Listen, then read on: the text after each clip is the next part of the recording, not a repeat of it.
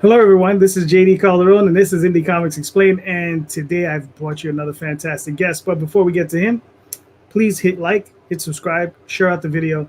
Let everybody know that we're here and we're bringing you independent voices that, we don't normally see. And these are the types of creators that I like to reach out to. So please watch out for them.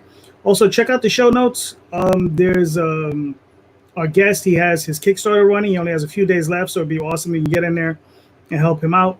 I also have an Indiegogo going on, and for the Oswald Chronicles, so you go check that out as well. All right. So without further ado, here's our guest, Justin Morales. How you doing, Justin? Good. How are you, man? I'm good, man. I'm good. Great. All right. So Justin, so this is our first time meeting. I've never met you before. I don't know you, right? So the one thing I like doing this show is this show's about discovery. The only thing I know is I saw your Kickstarter. I said, "Oh, this looks cool. Let me see if I can get them on the show." And I like to find out about people. Especially we don't have shows to go to anymore, so we can't socialize that way because that's normally how I meet people. Yeah. So let's start off with my basic question, one I love. So when you were younger, right? Yeah. Little Justin, right? Somebody handed you a comic book, right? And you were like, "Oh man, what's this?" Right? But there was eventually you got a comic. It wasn't necessarily the first one, but you eventually got one that you said, "Yeah, this is something I really want to do. This is something I really can get into." What was that comic book for you?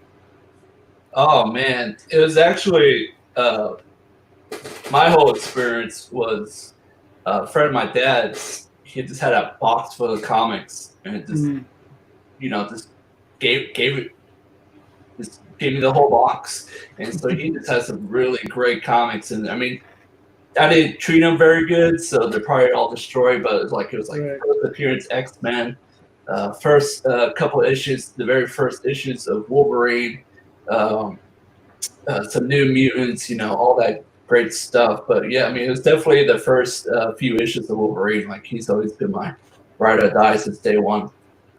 Now was that the Chris Claremont, Frank Miller Wolverine, or was that the Chris Claremont? I think John Buscema.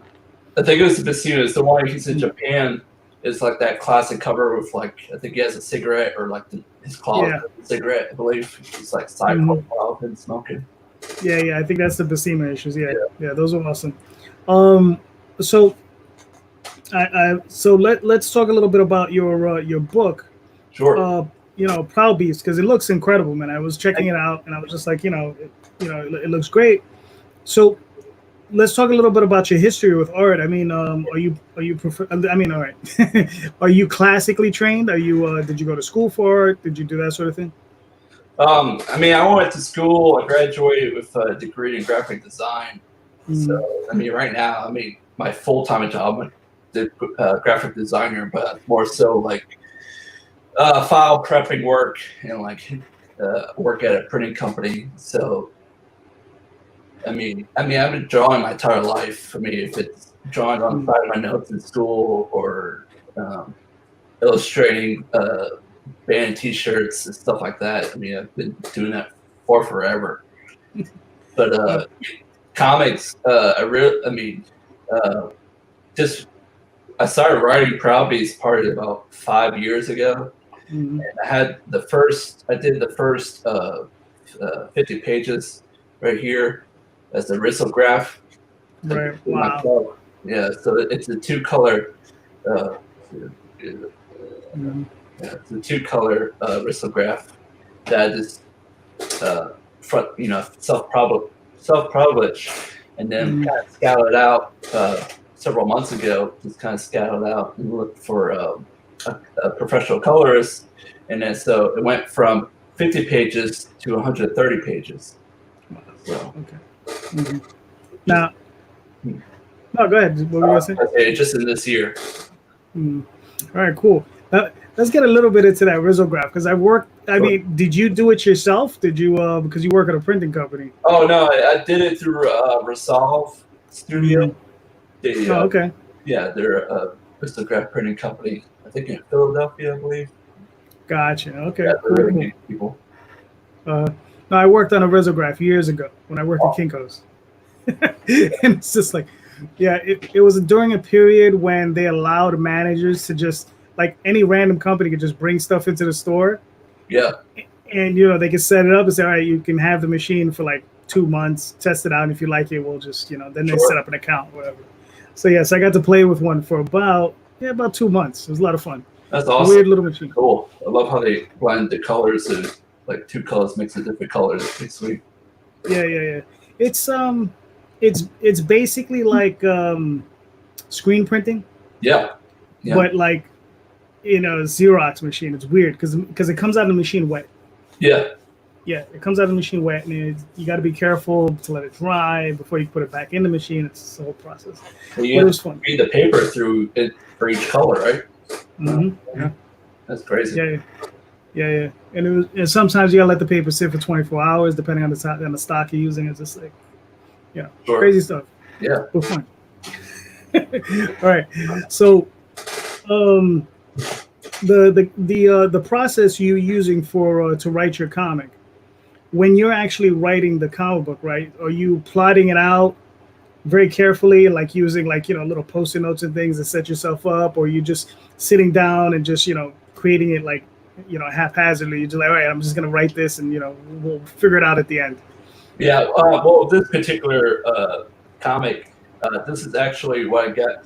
It's one printing company I work with. We print on paper, obviously. The one I work with now, we print on cardboard, but this one I work on, we print on paper. And my old boss, he used to just take all the scrap and top bound it, and then so it just makes a little like notebook. So this has my entire script of Proud Beast and just Proud Beast, and so it's all just like rough thumbnailing. So, Oh, okay, cool. but yeah, so and that's how I start. Particularly this Proud Beast, I just thumbnail as much as possible, like any little thing that comes to my mind. Even if it's a lot of it's like out of order. So I have like little sticky tags like, oh, this starts at 20 and then go back and this starts at whatever page. So but yeah, for Proud Beast, I thumbnail it all on paper on this notepad, and everything else I do digitally on Photoshop. All right, well that's cool. So how much? So the process, do you how much would you say is actual like old school type pen on paper type work, and how much work are you doing in Photoshop? I mean, like I said, the whole script is just the pen and paper, and everything's the line work and the shading, and I do a lot with halftones for the shading wise. So a lot of that's all with Photoshop and this mixing materials and mixing like different images, try to turn to vectors. Gotcha. Now, when you're writing, when you wrote out your story, like what was your thought process behind, like like, because I walk me through a little bit of like what the story's about, like like, because I know it's about dogs. He has some other stuff going on, so because like I said, I'm new to it, so I'm really interested. Yeah, the general premise, excuse me, of Proud Beast is like it's set in America, but in the apocalypse has already happened, and so the main character, he's just pretty much living just out in the woods with 11 dogs, and is trying to survive in the post-apocalyptic America. So it's kind of like the gist of it. Like I like to tell people, it's like the road meets Homeward Bound, because it's this man and 11 dogs. Now, how does the like? Obviously, he's trying to survive, and there's in a post-apocalyptic world now. Yeah. What's the setup with the dogs? Like, is it something like, I don't know? I mean, are the dogs just dogs, or are they something beyond that? Is this like what's going on with the world? Oh no, yeah, they're definitely just dogs. They're not like talking and singing, dancing like a Disney cartoon or anything. But yeah, I mean, it's just more like that's his family now, and people have just gone crazy. Like it's this lawlessness and this strife and chaos in the world. So like people can't be trusted. Through his mind, people can't be trusted. So this is, like I said, man's best friend. So like before all this happened, he had a dog, which is still with him after it. So before all this happened, he had a dog. So it's kind of translated. He started like finding dogs and rescuing dogs along the way. Okay, that's cool. That's cool. That's really interesting. So I mean, now, like you say, you found a colorist. What was your process on finding this colorist? How did you find? I mean, to be honest, I just put an ad on. Like, I just went through Facebook groups. Right. All of them, like, just has the name and the title, like colorist for hire or whatnot, and I just put an ad out there. And I mean, you put an ad like these people are hungry, trying to get their name out there. So like you put an ad on Facebook looking for a colorist, you gotta get hundreds of replies. Right. So I did that, and I had a specific style, especially with color in mind. Like I definitely wanted old school, like definitely wanted like that almost half tone, like CYK kind of look. I really don't care for. I still pick up like Marvel comics and stuff. But I don't really care for that new style, especially with my book, color wise. So I had definitely a specific style. So I literally knocked it down to like around 10 or so colors, and I commissioned them to do like 1 or 2 pages. I gave them the line work and had commissioned them to do 1 or 2 pages and went from there. I found this guy, Carlos Bernardi in Argentina. Right. He's really excellent. So what was the qualities that you saw in his work that really excited you to work with this guy? Well, I mean, from the very first pages that he submitted, he kind of took my notes and the style I wanted and went from there. I mean, a lot of people, they just kind of did what they thought will look best, and maybe I liked it, maybe I didn't. Or a lot of people were, a lot of people were just hungry and they worked for me. So after a couple, 5 or 6 revisions, they finally got there. But with Carlos, he just did it the first run. And so like I said, I'm looking for more non-traditional. So like I posted a bunch of previews like on my Instagram and my Kickstarter, but like he had like made some of the dogs, the panels pink and purple, and I'm definitely cool with that. I'm looking for colors that express the emotion, not like representational of what they look like. Right. That's cool. Yeah. So is that something that you go for in your artwork as well? You're looking to do more like an expressionist type of work as opposed to like a literal? I try to. I'm not that good, but I try to not limit myself in just the traditional panels. A lot of my work is heavily influenced by like Ashley Wood and Sergio Topi. I think I pronounced his name right, I hope. But like a lot of their work is very just abstract and it's different. It's definitely what I strive to do. Gotcha. So I would imagine also Bill Sienkiewicz maybe. Yeah, definitely. Yeah, because abstract. Yeah, Bill. You look at some of his. Well, you said you read the New Mutants. Did he? It was part of his run in that box. Yeah. Or the Demon Bear. That's good stuff. Yeah. Well, they got that movie coming out. Let's hope they do it justice. Yeah. So we'll see on that one. Yeah. But now, like I said, your artwork, so you're using a lot of pen and ink in there. Now, because I don't know how old you are, but it's not really that important. But you look, youngish. So but with are you more attracted to like, let's say, more traditional pen and ink type of style as opposed to like more digital? the way technology is now, I mean, you can't tell half the time Well, this is true. if it's traditional or digital. But I love like I think Joshua Middleton, who like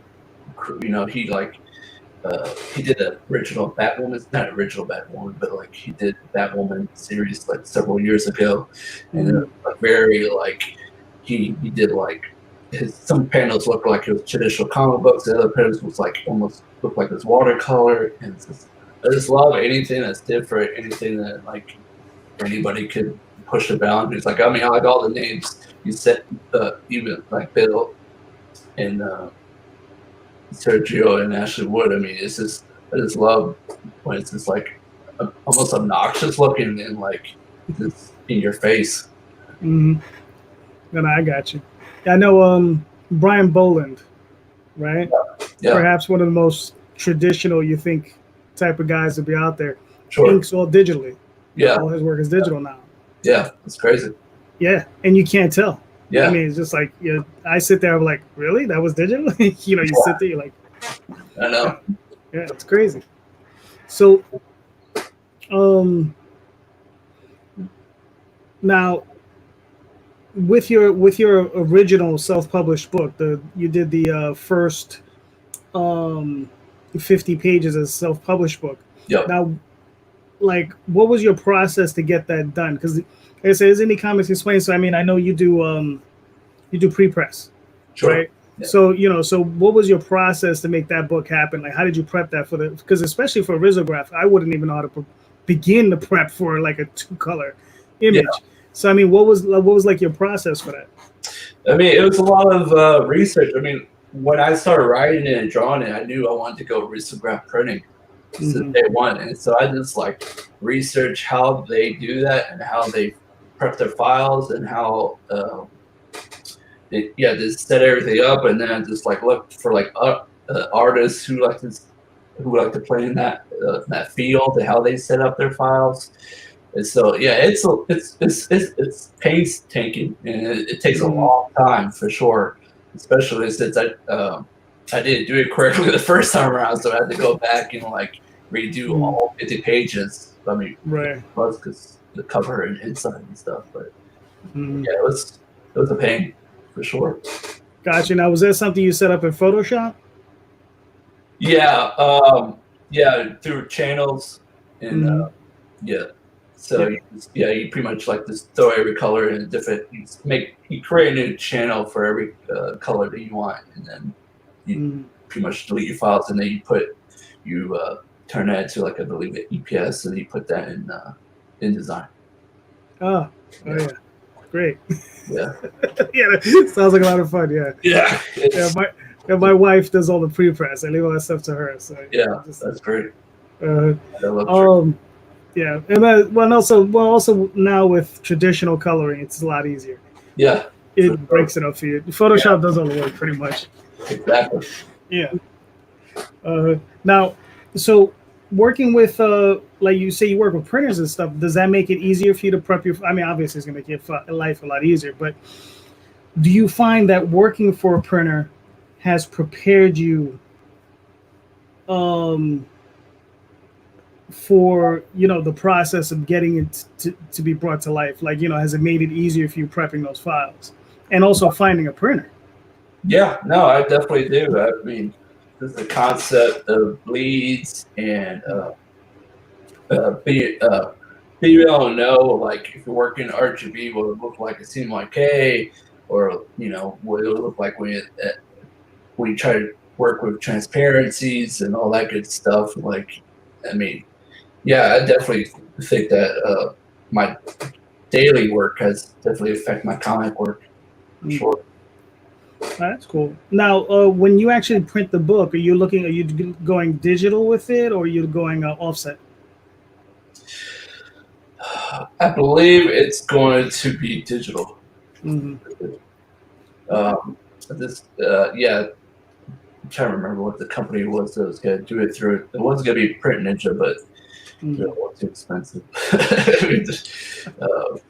I forgot what the company was, but yeah, I think I saw some of their work because they had a lot of what's the word I'm looking for? But samples. And, yeah, Got you. yeah. Is it a traditional comic size book, or is it smaller, larger? I think I'm gonna make it a little smaller, almost manga size. 8.5 by 5.5. Yeah. Yeah. Okay. So. You might want to look at Mixam. Yeah. Yeah. Mixam.com. Sure. Yeah. All right. Yeah. Yeah. You can check them out. See if they work for you. That's the guys that I'm.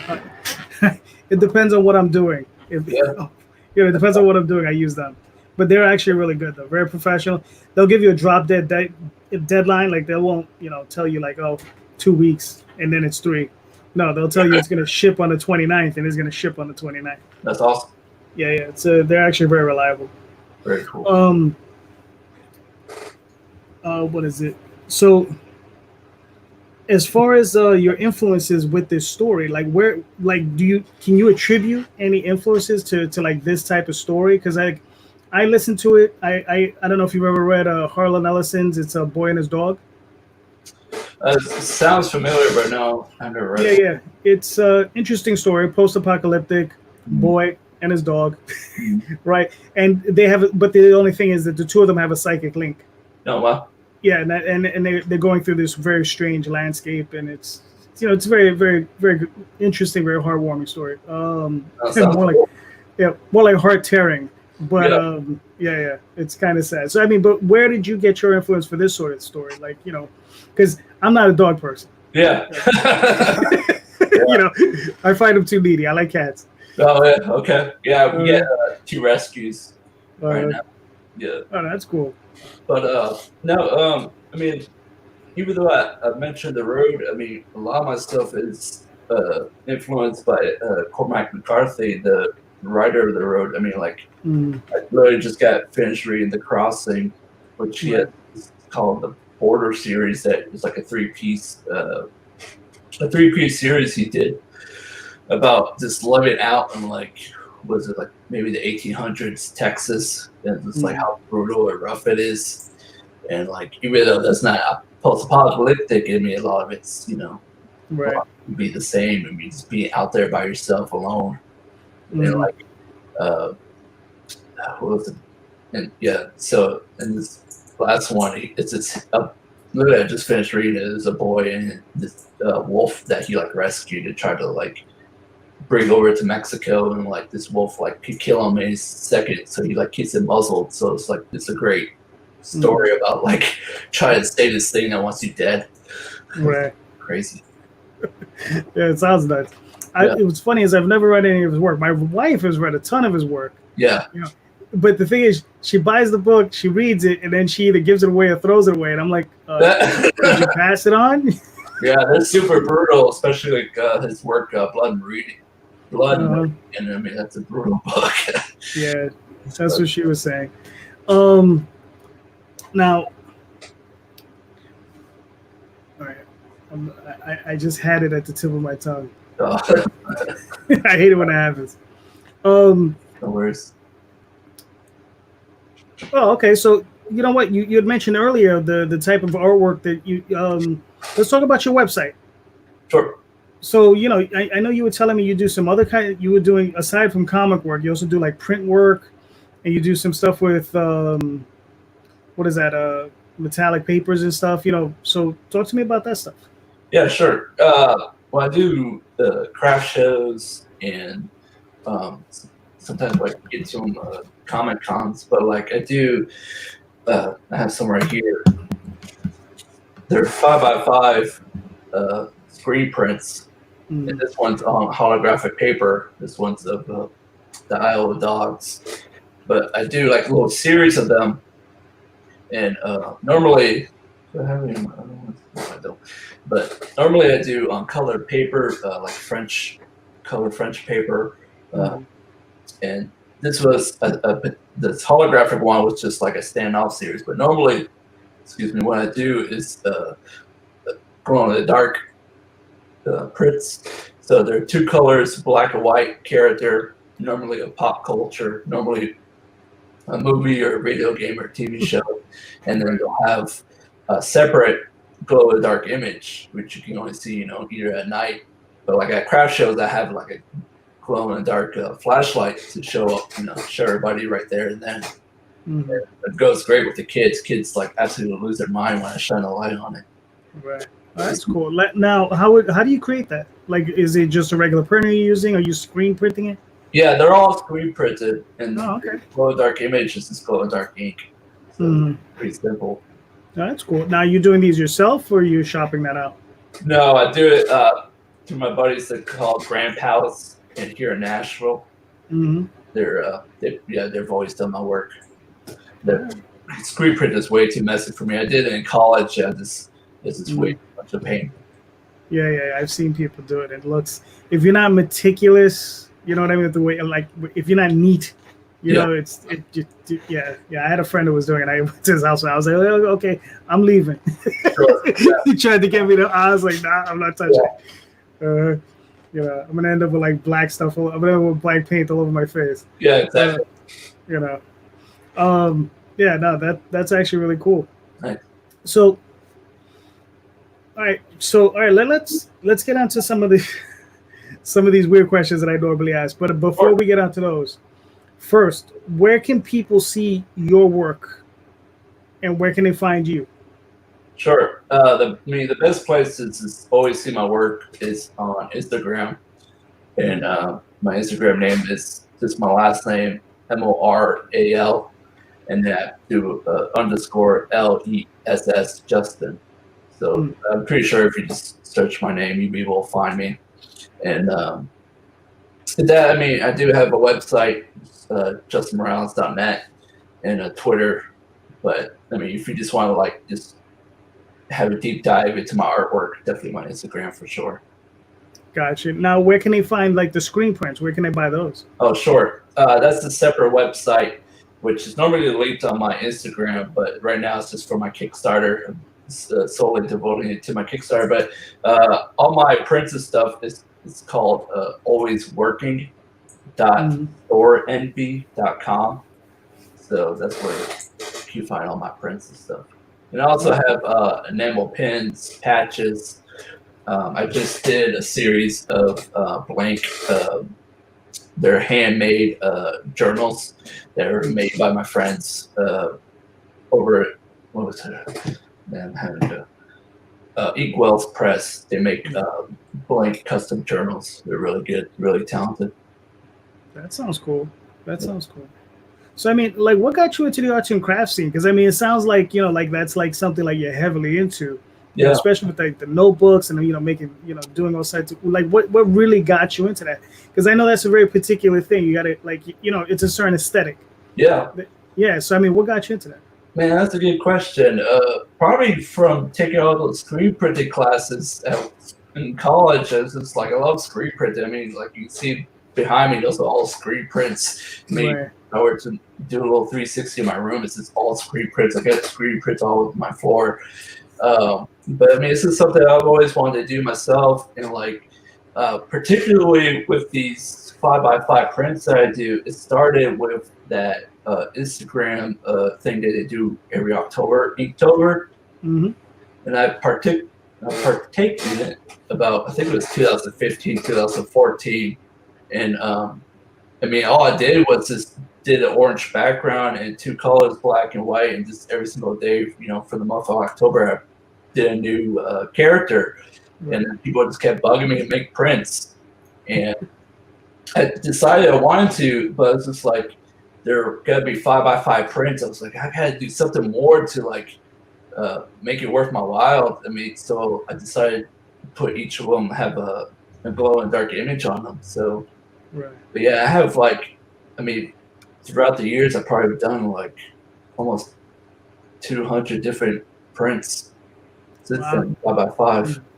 A lot of them are sold out, but that's a good amount on my website. Gotcha. Do you make them as limited editions, or do you just once they're gone, they're gone. I don't plan on reprinting anything. Gotcha. All right, well, that's cool. Do you number them, or you just print an X amount? I try to. I did so bad. Sitting there, number every single one. If I remember, I'll like throw a number on there. But Right. that stuff. But yeah, I try to number them when I can. But they always do like a series of 6 different characters. Each one has like about 50 or so. Mm-hmm. So you do about 50 prints per piece? Yeah. All right. Okay, that's cool. That's a fair number. Yeah. Yeah. We number our comic books, so we do limited edition comics. That's but awesome. You got to do a spreadsheet, and sometimes if you walk away for a minute, you're like, "Shit, where was I at?" You're like, "Was I at 27 or was that?" Yeah, exactly. Yeah. It was like, "Damn it!" We're gonna count this. Mm-hmm. God forbid you've already bagged and boarded them. Yeah. You're like, "Damn," Because my wife and I, we work as a team. So one of us is doing one thing, the other one's like, stuffing. Yeah, so, I hear that. Yeah. So that happens. But, it is what it is. Yeah. So, great. So, all right, we're going to move on to some of these goofy questions that I ask everybody. All right. So now, you're a writer, you're an artist. So this one's a little tricky, but I'll ask you this one anyway. Okay. So if you had your choice of an artist, a comic book artist, to do a guest cover for you. Yeah. Right? Person's living, dead, doesn't matter. Don't worry about budget. None of that stuff's in consideration. Right? Who would you get? Oh, man, hands down, James Jean. Okay. His covers are absolutely gorgeous. I mean, yeah. Nobody tops that. That dude's insane. Yeah. Sure. No, definitely. James Jean, yeah. It's stuff on Fables. Yeah. That's absolutely gorgeous. Beautiful stuff. Yeah. Now, this other question is, now, if you got the golden ticket, Justin, and they said, Justin, come up to the big companies, pick any character, any team, whatever, right? Who would you pick to do? Like, what character, what team? It doesn't matter. It could be Marvel, DC. It could be 2000 AD. It doesn't matter. Yeah.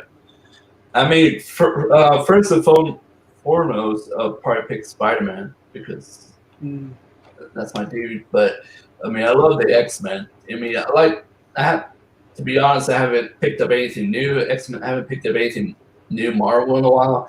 But, I mean, X-Men is just such a great team. I just love how so much diversity, and like you just go anywhere with them, right. Just like go to space with them if you wanted to. Well, they have. Yeah, exactly. Yeah, that's the one cool thing about that team. They've done that. Yeah. Now, here's another question for you. If you had, as an artist, right? Let's say if there was a writer you could work with, not necessarily McCormick. We'll delete him from the equation. If there was a writer you could work with, who would that writer be? Oof, that's a good question.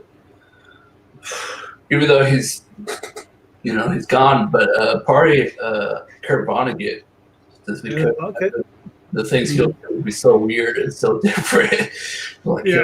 It's kind of like how Chuck Palahniuk, I believe that's how pronounce his name, is doing now with comics. It's just like, I love it when like an outsider comes into comics. It's just like the things they do is so great. I like their take on it. Yeah. When I had Clive Barker in there for a little while. Yeah. Yeah. I remember that. All right. So, we're close to the end, but we're not there just yet.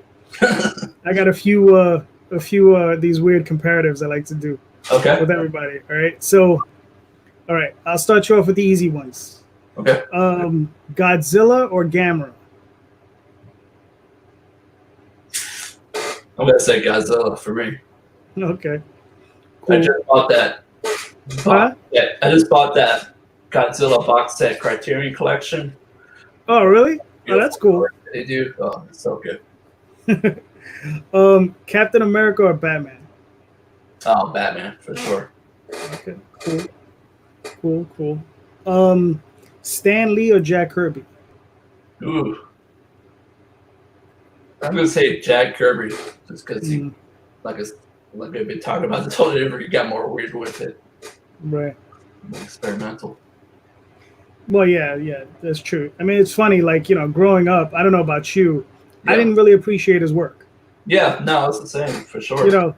And then as I grew older, I started to appreciate, especially as I saw his pencils. Yeah. Yeah. When you see his pencil, you're like, oh, okay. There was something definitely going on there. Yeah. Let's see. H.P. Lovecraft or Poe?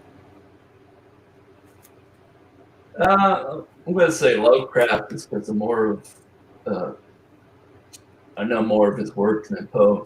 Besides the Raven, I don't know what else about Poe. So, definitely Lovecraft. It's good stuff. I mean, if you ever get a chance, pick up one of like the compile things, and sure. I'll have everything in there. Yeah. Pinhead or Freddy Krueger? Krueger for sure. Really? Okay. Yeah. I was a Krueger fan. Lord of the Rings or Star Wars? Oh, Star Wars. All day. All right. Cool. Let's see. All right, we did a few of this. We'll do a couple more, and then we'll wrap it up. Yeah. Next gen or DS9?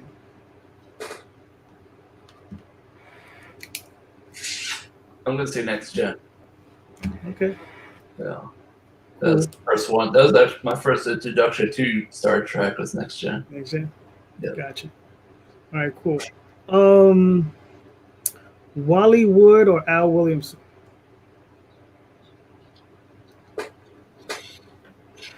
And if you're not familiar with them, that's okay. No. I think Wally for sure.